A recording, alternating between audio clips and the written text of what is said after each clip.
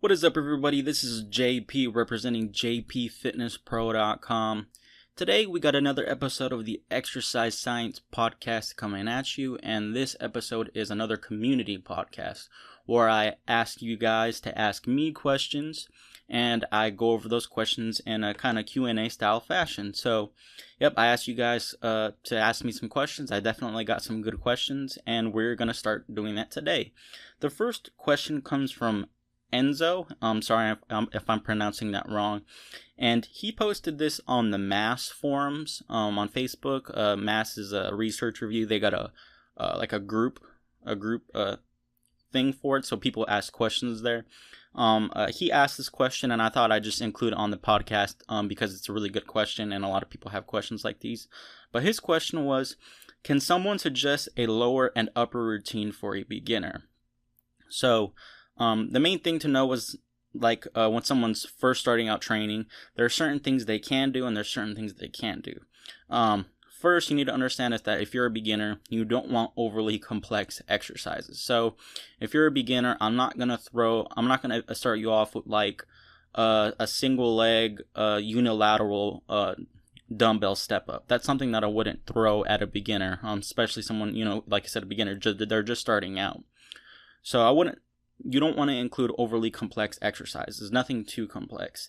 Obviously, they're still going to be learning. They're still going to be doing movements that they need to learn the motor patterns to, but you don't want to go too complex.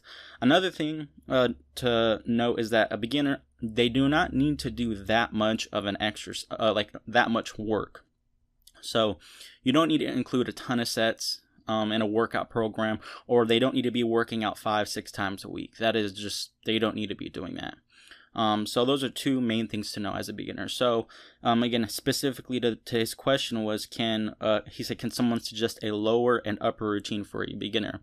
So I would recommend you do this in two different ways. You can either do 3 days a week total body workouts, and by total body workouts, I don't mean one's not aimed at hypertrophy. Your goals are probably hypertrophy and strength. But again, so I'll do 3 total body workouts where you do legs and upper body that day. Or you can do 4 workouts, but the 4 workouts are 2 upper body and 2 lower body. So assuming you go with the first one, which the first one is what I recommend. The reason why I recommend doing 3 total body workouts starting out as a beginner, this is my preference, is one, you get exposure to exercises more often. And if you get exposure to exercises more often, you can learn the motor patterns faster. Think about someone beginning any other thing that requires skill. Because learning movements and exercise like squat, learning how to deadlift, learning how to bench press, they're just skills. Now, getting muscle isn't a skill, but getting good at that movement pattern is a skill. So think of other things that require skills, like shooting a bow and arrow, or playing a video game, or things like that, or getting better at your sprint technique, shooting a basketball. When you have high exposure to those things, you learn them faster, so you get better at them. If you want to get good at something and you only do it once a week, you're probably not going to get good at that thing very fast. So I would recommend doing 3 total body workouts. And again, you may say, well, 3 total body workouts, doing them often, isn't that a lot? Is that not too much for a beginner? But you're not going to be doing that much though on each of those days. So what I recommend is doing 3 total body workouts throughout the week. Do 1 lower body movement, like a 1 compound movement, 1 upper body push, and 1 upper body pull. And then that's it. Just 1 exercise for each of those kind of movement patterns. So 1 leg movement, 1 upper body pull, and 1 upper body push. To get a little bit more in depth, you could have for example, I would do one day 1, you could have a squat, like a back squat, and then for your upper body push, it could be a horizontal push and a horizontal pull. The next day you could do your first movement would be a deadlift, which is another leg movement. Some people put deadlifts on back days. I put them on leg days because even though back is heavily recruited isometrically, it's not the prime mover in that movement. The prime mover would be the hamstrings, depending on your style, quads, and then definitely glutes. So the second day could be deadlift, and then you could do a vertical push, vertical pull. And then the third day could be something just a little bit different to kind of mix it up. Like me, I might do that'd be the only day where I don't start with the leg movement, because the other 2 days you're starting with the leg movements are very heavy compound movements that are essentially total body movement. So I would start with the legs on those other 2 days, and the third day I'd do maybe I wouldn't start off with legs. Maybe start off with an upper body movement that day. You could do, again, mix it up depending on what your goals are, or what you want to improve. Like me, I definitely include on that third day some sort of face pull for your pulling movement, and for your pushing movement, maybe like push-ups or something. Because again, push-ups are a lot of, well, my reasoning behind that would be a little bit more complex. To go into that quickly, push-ups, you get to work your serratus a little bit at the top of the movement, which in other pressing exercises you don't, because your shoulder blades are down and back. And for the face pull, I would recommend doing that because, again, it works your external rotators, which a lot of people ignore. And then for the leg movement, that on the third day, I would do something like maybe a goblet squat, because it's just easy to learn movement patterns with the goblet squat due to the way the weight's distributed in that movement. So again, just that's a simple layout for a 3-day split, just like that. And maybe just so you're only doing 3 exercises each day, and maybe just do 3 or 4 sets of each exercise. So you're doing 9 to 12 sets. And on a muscle group, you're only doing 3 to 4 sets that one day, which is not a lot. For a muscle group, that's not a lot. Again, the volume's real low. So yeah, and again, that's not a ton for someone starting out. So yeah, that's real simple. That'll help you, one, because they're not complex exercises, not crazy complex. It'll help you learn them. It's not a lot of volume, so you're not going to be like dead sore. You shouldn't be doing 20, 30 sets, nothing like that. So that's just what I recommend. If you're doing if you're doing the other option I said, like a 2 upper and 2 lower, let's just say you don't like doing total body, you'd prefer to do it 2 upper, 2 lower, make sure to do low volume. Don't do that much volume, because if you're doing all upper on one day, think about it, you're going to be pretty sore, and that might carry into the next workout. So again, if you're going to do 2 upper, 2 lower, use the same fundamentals I said for the 3.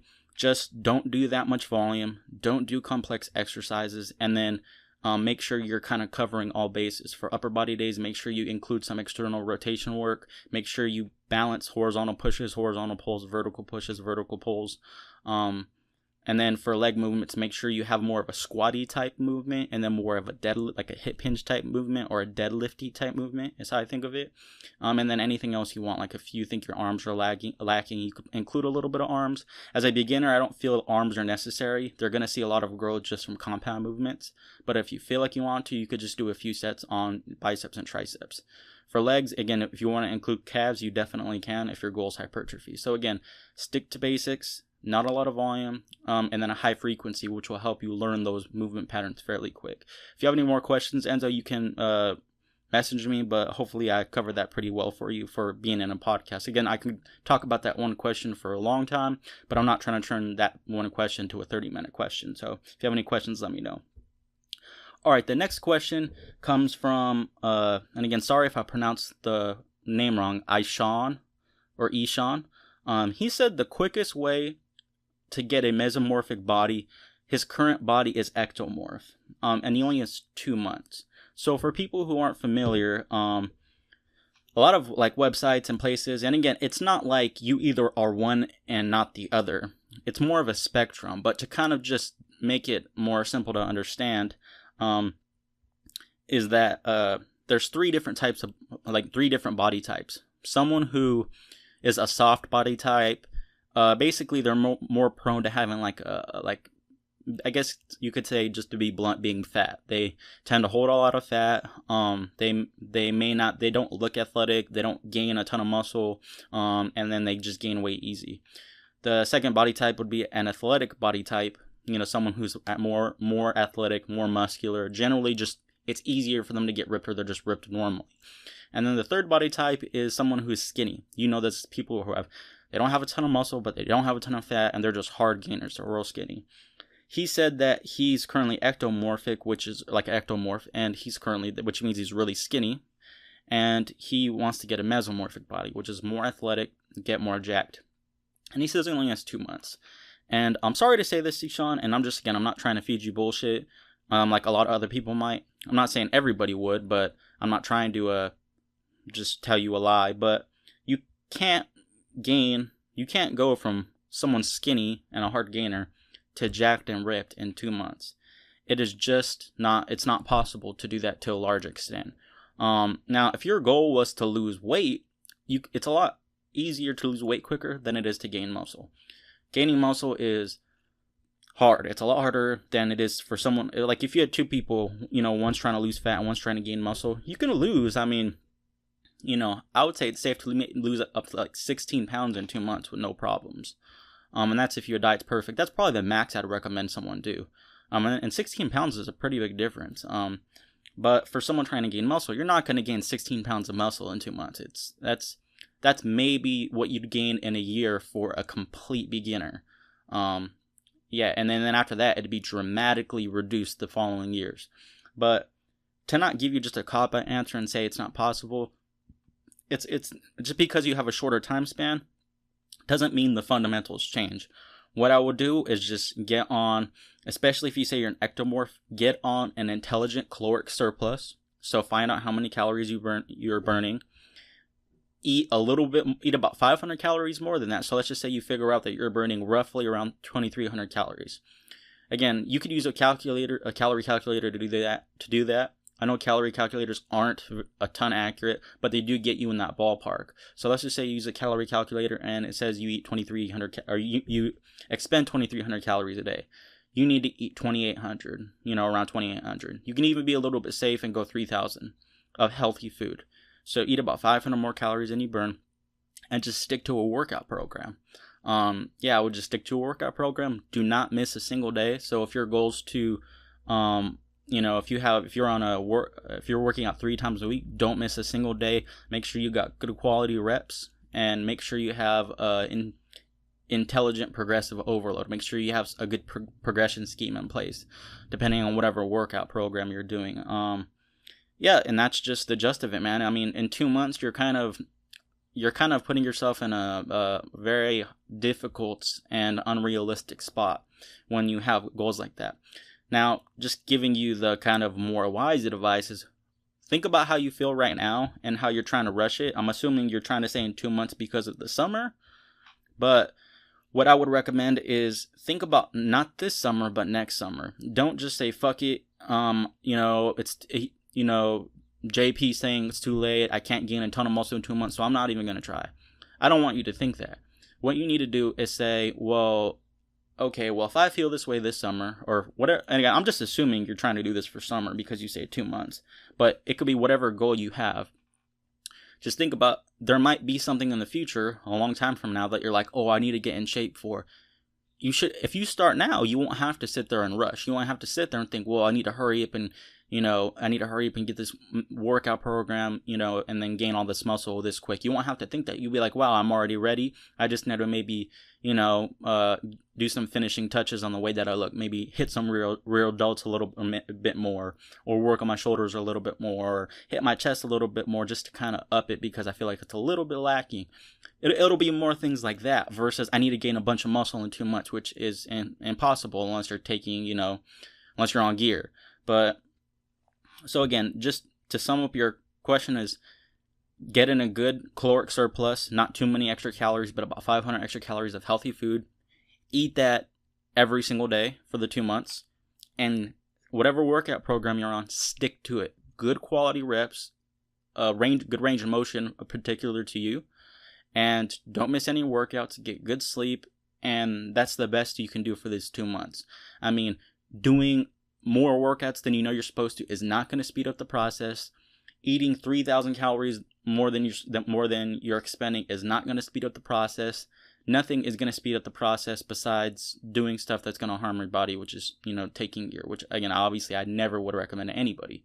So, you shouldn't even have that in your head. What I'm saying is just start now though. And even if you don't gain as much muscle as you want this next 2 months, just keep doing it so that next time you have something, if it is for the summer, then think about it. You'll be ready for next summer if you do that. So again, sorry I couldn't give you the answer that you wanted. You were probably looking for, a better answer, but that's just me being realistic and giving you an answer that's not giving you false hopes. There's nothing anyone else can tell you, not a supplement someone can tell you, that's going to help you get completely jacked in 2 months. There's no way. Now, if you said if you were a little bit more overweight, then yes, that'd be a little bit easier to work with.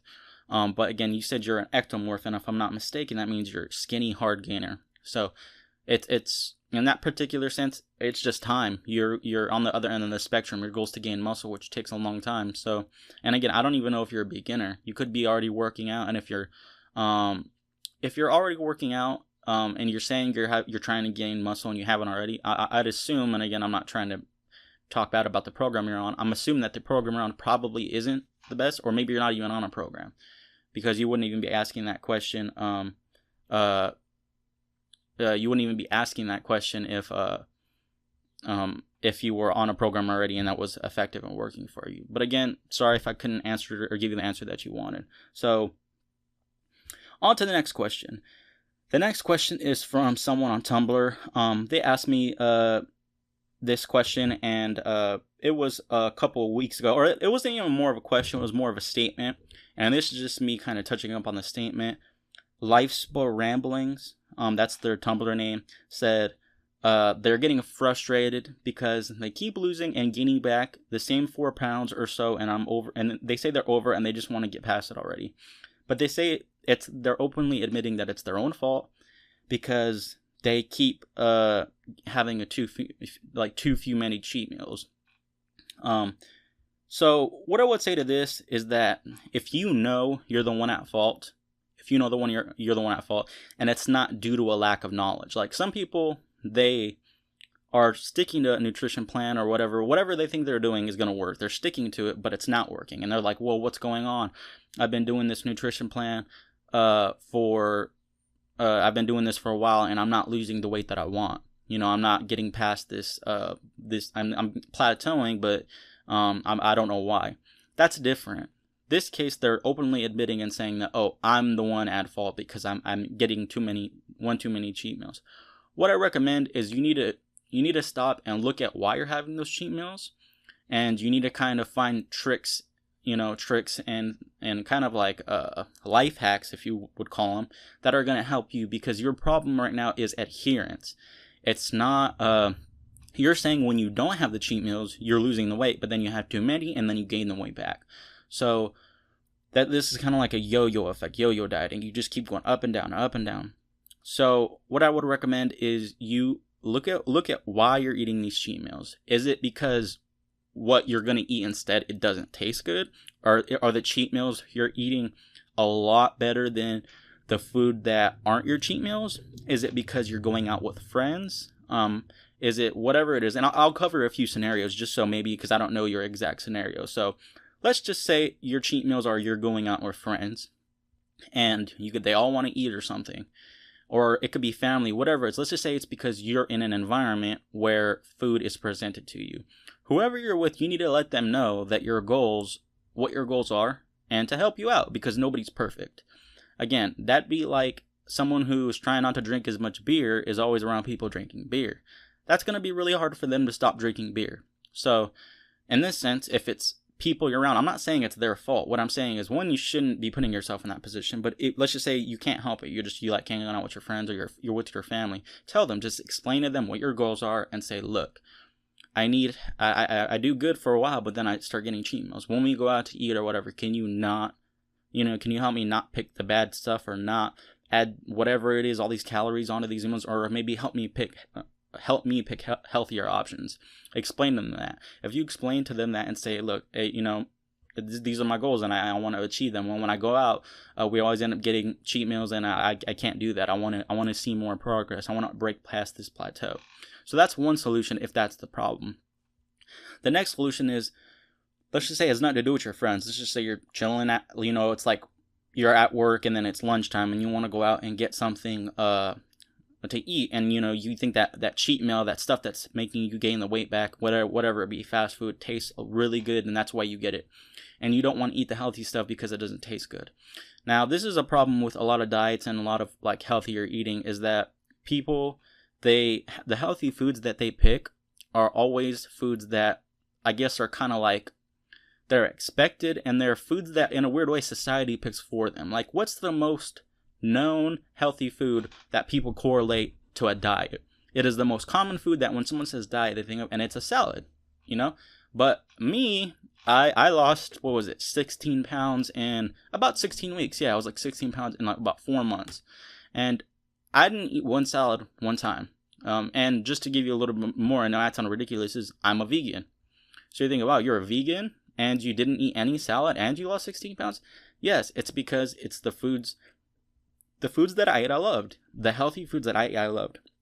And it doesn't mean that I was perfect on everything. It just means that you said your problem's having too many cheat meals. So yes, you can have some cheat meals here and there, but again, just know how much is too much. You need to like the foods you're eating when you're not having the cheat meals. So what I would do is take like 5 minutes and think of every food that you like that's healthy. Take a real hard thought. Maybe you got to experiment and try some healthier foods. Like me, I like cooked asparagus. Me, I like pasta, but again, I count my calories, so I know how much pasta I can get. Things like that, it just can go on. There's a lot of foods that I like. So what do I recommend if it's the fact that the unhealthy foods you're eating are, they're a lot tastier than the foods that you eat when you're not eating the cheat meal. You need to find foods that you like more in regards to the healthy foods. And again, if you can find foods that you like more, you won't feel like, oh, I don't like this meal, it sucks, it tastes good. So again, you need to increase adherence. A third option is, let's just say you are eating healthy foods and your cheat meals, because cheat meal has a wide variety of definitions. Some people say a cheat meal is eating unhealthy food. Some people say cheat meal is just eating a bunch. Let's just say you're eating healthy foods. You're saying, well, I do eat healthy foods. My problem is I eat too much. I start cheating and I eat a ton of food. What you need to do, if that's the case, let's just say you're already eating unhealthy is not the problem, it's the healthy. You need to start eating higher satiety foods that fill you up faster. What I do is, this is what I do. I like watermelon. This is what I tell people. I like watermelon. It tastes good. 2 pounds of watermelon or a kilogram of watermelon is only 300 calories, if I'm not mistaken. Watermelon is very satiating. You eat a big plate of watermelon, you're going to be full at the end of it, and you're not going to want to eat much after that. You're going to be full and you're like, okay, I can't eat no more right now. But that's only 300 calories, Imagine eating a whole plate of watermelon and then a banana. That's 400 calories about, and then you're done. You're not going to want to eat anymore. And I'm not saying eat watermelon all day. That's obviously not healthy. But including 1 or 2 satiating meals a day, very satiating meals, that make you feel full and aren't that many calories, then you're not going to want to go get those other meals. So if your problem is overeating, trust me, just look up on Google foods with high satiety or very satiating foods. You'll know lots of fruits are very satiating. Beans like black beans are very satiating. Pinto beans are very satiating. Things like that. So what I recommend is, and then like green veggies, like broccoli and stuff like that, cooked, are very satiating. So just look up a list of satiating foods on Google, find those and include those in your diet, and you'll get full faster for not that many calories, and you won't even have room to eat that much other food. So those are 3 different scenarios that hopefully one of those scenarios is you being out with friends or family. The environment is what's getting you. You need to explain to the people around you, that you're trying to get healthier. The second thing was you're choosing the healthy foods that you do eat aren't that good. You need to take some time, find some healthy foods that you really do like, Again, I enjoy all the foods that I eat, and because I do, I never feel like I have to cheat. So that might need to be you. The third thing is you already eat healthy, you have a problem overeating. You need to eat higher satiety foods so you feel fuller when you do eat those foods, and then you can't overeat. It's not even possible at that point. So that's what I recommend for you. And then if you combine those tricks, just add a crumb more discipline on your end. Remember your goal. When you want to eat that bad cheat meal, those tricks plus a little bit more discipline will help you get to where you want to go. All right. The last question, again, is also from Tumblr. I posted, and this was a question that it was a post that I put, and someone asked a question on that. The post that I put was about arm days, having an arm day, because old school bodybuilders, they have an arm day. A lot of people these days have an arm day, and I'm not saying that you can't program in an arm day. You can making programs like fitness programs is, once you look at the science and you apply the science, past that, it's more of an art. It's more of an art. It's more of, there's some key principles that you need. Like I said, proper, intelligent, progressive overload, balancing intensity, volume, and frequency, things like that, proper exercise selection, proper rest periods. But once you get past those things, it's more of an art. It's kind of what you want to do and what you like doing, and then seeing how it affects your body. So, but what this is just my preference, is that when it comes to like maximizing like efficiency and making gains, I don't think it's a good idea to have an arm day, like a day specifically set for arms. The reason why is that they're small muscles. Triceps and biceps are not huge muscles compared to like the back musculature or your chest, or even your shoulders, or your legs, your glutes, things like that. So I don't think the arms are, and then on top, they're not a huge muscle group. And on top of that, your arms get hit a lot on your upper body days. So any pressing movements or pulling movements are gonna get bicep and tricep recruitment. They're gonna get hit. They're gonna, there's gonna be some muscle breakdown there. They're gonna get sore as well. So knowing that, I don't recommend arm days, because on top of the facts that I just said, when you do an arm day, you shouldn't be working your arms the day before or the day after you do an arm day. So if you have like a heavy pulling day, let's just say you have a back day, and then you do pull-ups, rows, and all types of back movements, face pulls, things like that. And then the next day you're training biceps and triceps. You're hitting biceps twice in a row. You're not giving it time to recover. I don't recommend that. Anyone knows not to hit a muscle group 2 days in a row like that hard. Now, there are some circumstances where you can, but that's where you change up volume, intensity, frequency. Usually if it's done, it's a very light workout. Like, maybe one day you have legs, but the next day you do some technique work where it's very light. It's not strenuous or anything like that. That's different. But that's not what people do. They have a good back day. They go pretty hard, get relatively close to failure. Then the next day they have arms, and they do the same thing. So you're hitting that muscle group twice in a row. So I don't recommend arm days, because when you do an arm day, you're taking up 3 days of the week for a tiny muscle group. I just recommend, I'm not saying don't do arms. I'm saying if you're going to do arms, do them at the end of your upper body day. So like me, I do upper body 3 times a week, and I include my arms at the end of those upper body days, so that the next day when I don't do upper body, they all recover at the same time. My entire upper body recovers. And then on top of the fact that I do them at the end of my upper body days, I don't do them a ton either. I don't need to do 15 sets on biceps, because I already hit them during the workout. So yes, I do arms, I just don't do them a ton, and I do them at the end of my upper body days. Now, what does that have to do with the question? You guys are like, okay, well, what is that? Well, I posted that in a lot smaller explanation. I just said I don't do arm days because of those reasons. And someone said, what about 3 times a week of full body workout? Wouldn't that be better than spending 1 day on a certain muscle group? And this goes back to what I've been saying a lot this entire podcast. And the person who asked that was Healthy College Student. It's their thing on Tumblr. So yes, I would say that, some people may say they could build a workout program that's good using, working a muscle group once a week. I think that what you said is right. So they asked, wouldn't that be better than spending 1 day on a certain muscle group? Yes. Why? Again, a muscle group's only going to recover 36 to 48 hours after you're done working that muscle group. So for example, if you work biceps, upper body and biceps on Monday, and let's just say you don't hit any upper body or biceps again until that next Monday, you're probably done recovering by Thursday. Tuesday and Wednesday is more than enough recovery for those muscle groups. Let's just say those muscle groups are almost all done recovering by Thursday. So you're kind of leaving Thursday, Friday, Saturday, and Sunday. You're leaving 4 days worth of gains on the table. So yeah, you're leaving 4 days worth of gains on the table, and you could have hit them another time, another 1 or 2 times. So yes, in comparison to hitting something once a week, doing 3 times a week a full body workout, in my opinion, is better. Again, for multiple reasons. One, I just talked about, you're leaving gains on the table and protein synthesis, so building muscle. But another reason is just technique work. When you're exposed to an exercise 2 or 3 times a week, you're going to get better at that exercise. And some exercises, yeah, they're easy enough that even if you do them once a week, you'll still learn them fairly quickly. Like a pull-up is not an overly complex movement.